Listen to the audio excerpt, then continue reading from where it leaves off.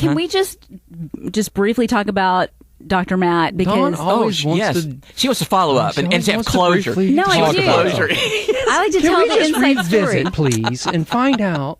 Come with me to a time. No, we. The funny thing about it was like when Valerie called, I could always tell when you were just grasping around. And then you would find your voice, and you would get on your pulpit, and you would start the preaching, and it was just like. But then, what you would say would work together, just like the whole board game of life thing. And Chris and I would literally look at each other and just go, it was amazing does he stuff. do it? It was amazing stuff because it was very profound. And we were like, and it's coming from Matt. Yes, and he diagnosed me with high anxiety and low self-esteem, and it was every time, over and over oh, again. well, yes, and it's the truth, Yeah. Well, the Lord always worked on the morning show. He would show up just in time. Jesus, that's right. Yes. Yeah, and if I can get a little sentimental for a minute. Okay.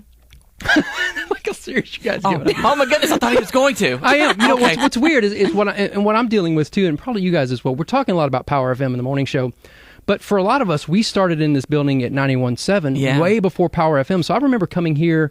What was it? 90, 91 when. 1991 is when you came on board. A little bit after. I think I'd been here for probably about 2-3 months, and you came on to work on the weekends. You guys were young, long hair, and so just watching. Hair. Sorry. I'm sorry, Matt. Some things never. But just watching your kids grow up and how wonderful and incredible and beautiful they become, and just when I started, they were like running around. They were like little toddlers, and we would have to hide them in the other room when the mics were on because they would be making noise. And I would do Sunday nights, and you would come out in the Sunday afternoon, and you'd be like, oh, and we talk about stuff. And, what did I do? I need some closure on something. Can we talk? I know, Dr. Matt. Yeah, and like I said off the air, you were so much taller then. But it was just weird because we have gone through not just Power FM, but us as a three, just from doing weekends together and just watching.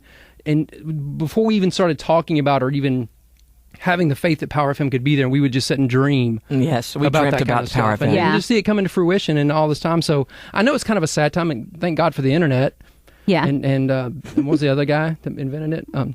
But those two. Al? Al. Al. Yep, sure. So, but yeah, that's cool that it's going to carry on. So this is kind of bittersweet, but at the same time, it carries on. But it's wonderful just to be able to sit here, and a lot of people don't get this opportunity to come and finish what was started. Especially decades since ago. we've kind of gone our ways over the years. I know you don't write, you don't call. I know. Listen, I try, mister. You are so difficult to get in touch with. What you just brought up makes me want to segue into something that I figured out. How could we bring him into the conversation? And I want you to come up here real quick, Chad. Look at some big eyes back there in the corner. Because ultimately, I wanted Chad to be here because Chad has been with me since 1984. And so Chad knows transitions in my life. He's followed me through all these transitions. And you want to go back and just kind of start, because we're going to go back to 1984. Let's do that real quick. Yeah, I remember you on KPBC, what was that, 10:10 a.m.? We were, but you listened all the way back to KXVI. KXVI? Yeah. I remember calling up one time, and there was another radio station that was kind of not as upbeat as KXVI, and I said, if you play anything by the Altar Boys, I'm going to go change all my presets right now. You did, and I did. Yes. And so Chad's been with me. He's been seeing the transition of going from one station that was doing kind of a contemporary format, and then, of course, it changes, and then I come back on to KPBC, and they finally get to have 24 hours. They used to be just a daytime station, and they finally they moved the frequency and had a nighttime where they could have a show at night, and that's where we did the rock show at night called Power Jam. And so then from there... there was a transition because they wanted to not do the rock anymore, and they decided they wanted to do a Southern Gospel show. So in January of 1991, I came to this building and had my interview with the Thomases, who are in heaven right now. Yes, and they're smiling now. Yes, and so I said, you know what? I would love to do my rock show on your station. And Raynell goes, oh, well, no, we're not going to do that. She sounds like the queen. She was so sweet. Yes, she was. Oh, my gosh. And so, she was a saint. So ultimately, I said, well, can I still have a job? And they said yes. And so then that was their biggest mistake.